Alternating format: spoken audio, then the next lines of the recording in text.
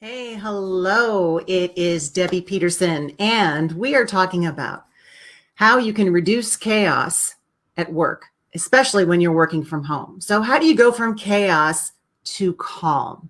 With everything that's going on now, a lot of people working from home, everything has just been thrown together into one place. So, your work is happening at home. Your social activities are happening at home through Zoom or through FaceTime. If you have children, your children's school is happening at home. Maybe activities with friends, socially distanced, if that's what's going on in your area, and I hope so, is happening at home. So we're kind of in a new normal, and we really don't know what it's going to look like. And that could bring up just a lot of things that weigh on us. And consider even other current events. There can be a heaviness with emotions, and it can be very chaotic for us because there's just not that much certainty. So why is this important? Because when you are calm, you can think. You can actually make an educated decision. You can take intentional action, and you aren't reacting. So imagine that, people who really push your buttons or get under your skin or, just step on your last nerve, that they don't anymore. So what I want to share with you are strategies that I use to keep myself in an even place, knowing that it's not a one and done, that this is a practice that you need to adopt, and that it's something that you apply, if you're like me, every day.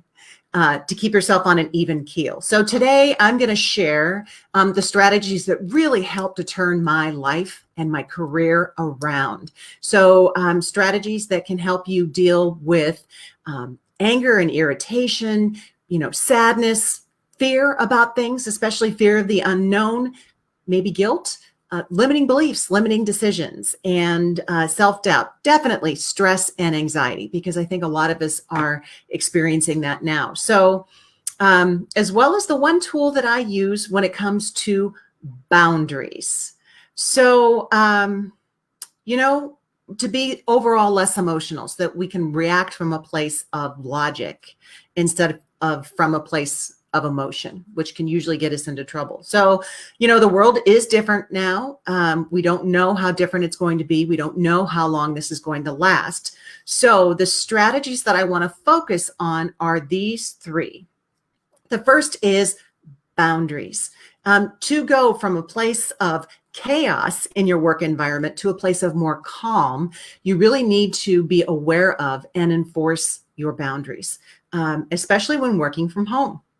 I know that when I first started my business and I was working from home, my husband, every time he had a thought in his head, would come trotting down to my office and sit on the chair until I paid attention to him and he could tell me what was on his mind. That had to change. Okay. So you've got to be aware of what the ideal environment looks like working from home, and enforce your boundaries in a way that cause you to choose in favor of that ideal result. So boundaries are a piece of it.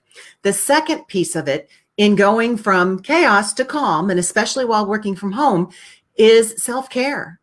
And this may sound trite, and it's not, because when it comes to you taking care of yourself, you're either doing it by choice or by chance. And if you're leaving it to chance, then you can really run the risk of creating imbalance in your body or even disease. So it's important to pay attention to your self-care. And for a lot of us, we don't have the ability to go and do the things that we used to, but it doesn't have to be complicated.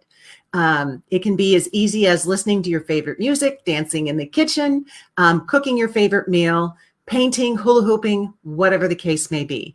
But something that takes you out of your head and just allows you to be mindful and have fun. The third piece of it is processing your negative emotions. And those are the things that weigh you down, the things like anger, sadness, fear, guilt, limiting beliefs, limiting decisions, anxiety, stress, self-doubt. We experience these on a daily basis, maybe not all of them, but we experience usually heavier emotions on a daily basis, even if it's in a mild form, like irritation instead of anger. So you have to have a way to process your negative emotions. And whatever it is that works for you, that might be that you go out for a run. It might be that you talk it out with someone. It might be that you do some journaling or some sort of meditation practice. But those are the three things that you need to focus on if you want to go from chaos to calm when working from home. So let's dive into these a little bit deeper, because for those of you who are hanging out on the Facebook Live or going to watch this after the fact, I want to make sure that I give you some real actionable processes to be able to do this. So consider first, when it comes to boundaries, the first strategy, your unconscious. So your unconscious mind, your gut, your subconscious mind, however you label it, runs your body. Okay. And, your eyes blink, you take a breath, your heart beats, and you're not thinking about that consciously. So your unconscious runs your body. But it also is the place where we store emotions. It is the place where we, the unconscious, I call it the goal setter. So it knows ideally what you want, but the conscious mind is the goal getter. So that unconscious mind, the subconscious, whatever it is that you label it, has an idea, knows what it is that you want.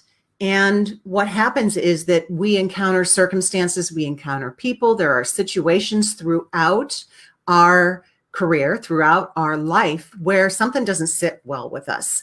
It's something that we did, but we wished we wouldn't have. It might be something that somebody said or somebody did, and we get mad because we feel a certain way. And that's the clue. When it comes to you enforcing your boundaries, your unconscious will throw up a feeling. And that is an indicator that you need to do something different. That is an indicator that you're not going in the direction that you said that you wanted to. So consider at home. So if you're working from home, consider what that ideal environment looks like. I mean, not current environment, but ideal environment. What do you want your work environment to be when working from home? What do you see it being? Okay. How do you ideally want to feel about it? Who is with you? And how are they behaving that it contributes? It might be your spouse, it might be your children. How do you, who is with you? How does it happen? So really asking those questions, and maybe come up with 10 statements of this is how I want it to be, that I want to feel good and productive in my work environment from home, that I want disruptions to a minimum during the day. Maybe you list how many disruptions, that I want a pleasant environment to work in. That while working from home, I want to make responsible choices with what I eat, because sometimes, when we're close to the kitchen, it's the cupboard aerobics, we're open up the cupboards to see what's in there. And so whatever it is that paints the picture, the mental picture of you and your ideal environment. So not what it is now, not what's realistic for you, ideal. What is it that you want it to be? And your boundaries and enforcing your boundaries around working from home are always choosing in favor of that ideal environment. You're always making choices to get as close to it as you can as possible, knowing that you won't always hit the mark, but you're always moving and striving to go in that direction. But first you have to know what it looks like. So that's why your boundaries are so important. And this strategy will help you go from chaos to calm while working at home. The second strategy we talked about was self-care. One of the things that I discovered when I first started working from home was that it was really easy for me to sit down and get sucked into a project and not come out of it. Just be there for hours, not take a walk, not get up and get something to eat, not drinking enough water. not doing anything else. And the other thing is that when you're at home and you work from home, you're always at work. So it takes an intentional effort for you to disconnect and say, okay, I'm done for the day. And that might be part of your ideal statement of what working from home looks like for you. I end the day every day at 5 o'clock or at 6 o'clock so that I can disconnect, recharge, do something that means something to me, take a sliver of the day to have self-care for me and or be with my family. So maybe you put that statement into your ideal work environment. But whatever it is, when it comes to self-care, you're either doing it by choice or it's happening by chance. If you're doing it by choice, you are saying to yourself, I am worth it, that I deserve this, that I need this, that I recognize that this is part of what keeps me healthy and is sustainable for me. Because we teach people how to treat us, okay? Either by what we allow or what we don't allow. And the same thing goes for us. So if you are wanting to feel like you are worthy and that what you do matters, then you've got to demonstrate that even to yourself. So taking opportunities for self-care is really important. Painting your nails, listening to music, burning a candle that you love, calling and just, enjoy chatting to someone, taking part of an afternoon off so that you can go on a hike with your family, whatever the case may be, instead of feeling guilty about, ooh, I should be at work and I should be getting this done and I've got so much to do. You've got to take care of yourself. Bubble baths, hula hoops, whatever the case may be. How are you going to intentionally fit in self-care when you're working from home? Can you ask your husband or your significant other or your spouse, can you take the kids? I just need a 10-minute walk. I just need a 15-minute walk. I'm just going to do a quick meditation. I'm just going to quickly do some yoga and then I'll watch them for you. But it's making a decision that you are worth it and that you will take that time for yourself. So the first one was boundaries, drawing the boundaries, always choosing in favor of what's ideal. The second one is really intentionally choosing to care for yourself by choice. The third piece is negative emotions. And I want to give you a little bit of a primer on negative emotions. So again, this comes and is tied to the unconscious, the subconscious, whatever it is that you call it. Negative emotions like anger, sadness, fear, guilt. So, naturally anger, we know what anger is: being mad, ticked off, pissed off, whatever the case may be. Sadness, feeling, blue, feeling melancholy, feeling, just crushed. Fear, being scared or afraid or just really uncertain. Guilt. Maybe you have guilt because of you're in a good place going through all of this and somebody else in your family or in your network isn't. Maybe you feel guilty because you have a job and you're pretty solid in your job and other people aren't. But sometimes, we pick up guilt. Maybe we haven't been paying attention to people that we said were important and that we love and that we admire, and we've lost touch and we feel guilty about it. So, those can weigh on us too. And the more we don't do anything about it, the heavier it can get. Limiting beliefs and limiting decisions are interesting. And the reason that they're interesting is because when it comes to general negative emotions, we're mad at someone, and then after a certain period of time, we may remember we were mad, but we don't feel the mad anymore. And that's because we're only meant to carry the emotions for a specific reason.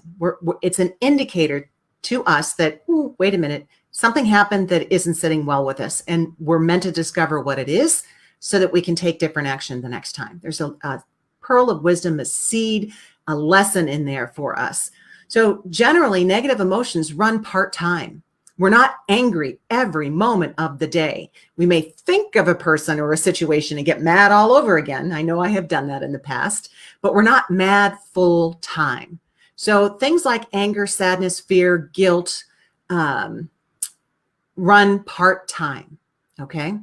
But things like limiting decisions and limiting beliefs, they run full-time. And so here's what it is. A limiting belief or a limiting decision is something that we have decided that I'm not good at that. That's not for me. I don't think I could achieve that. And, yeah, I could never get ahead. I could never advocate on my own behalf. I could never manage people. I could never be on a board, whatever the case may be. You have this spark of insight and you lean towards it. And then all of a sudden you're leaning away from it, saying that, no, I can't, I'm not able. And the thing is, that happens. And because we planted that seed in our brain, in our unconscious, we reap what we sow. Okay. And it happens and it gets reinforced. And then all of a sudden it gets to the point where it's a full-blown belief and it is running full time and we don't even realize it. So those are dangerous. So limiting beliefs are the lies that you tell yourself.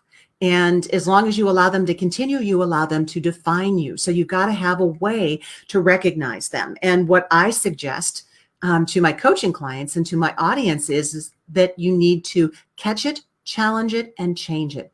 You need to become aware of the limiting belief or decision because awareness is the first step. The second piece is to challenge it, to really poke at it, poke holes in it. Is it true? Is it factual? Are other people achieving it? And if they are, why can't you? What are you letting get in the way? And then finally change it. So what do you want it to be instead? If this is the belief that you have that's not serving you, then what is a different belief that you can have that will move you toward what you want? So being able to deal with your negative emotions. And again, this might be journaling or meditation, talking it out with someone, a coach, a counselor, whatever the case may be, but dealing with those negative emotions. And I delivered a webinar the other day, and I shared with the audience a link to meditations that I have recorded to help deal with the release of negative emotions. And I am happy to share those with you. So I will put a link in the comments that you can access these recordings. And so remember, when it comes to going from chaos to calm in your career, especially if you're working from home, or even if you're not, everything has changed. The three things that you need to take into consideration are: one, your boundaries. Make sure that you've got boundaries around what it is that you want to experience and that you're choosing in favor of that ideal environment as much as possible. It's always the goal to move in that direction. Two, that you have self-care, that it is by choice and you are not leaving it to chance. You can't expose yourself to that sort of stress and anxiety. And three, that you have a way to deal with negative emotions. There are a lot of things that are going on and they're very emotional. And so you really need to process them and think about how you feel about it so that you have the ability to deal with it, so that you aren't carrying those negative emotions with you, because they will get in the way of what you want. When negative emotions get heavy enough, that's when we get stuck. We get in a rut and we can't seem to find our way forward. So I want more than that for you.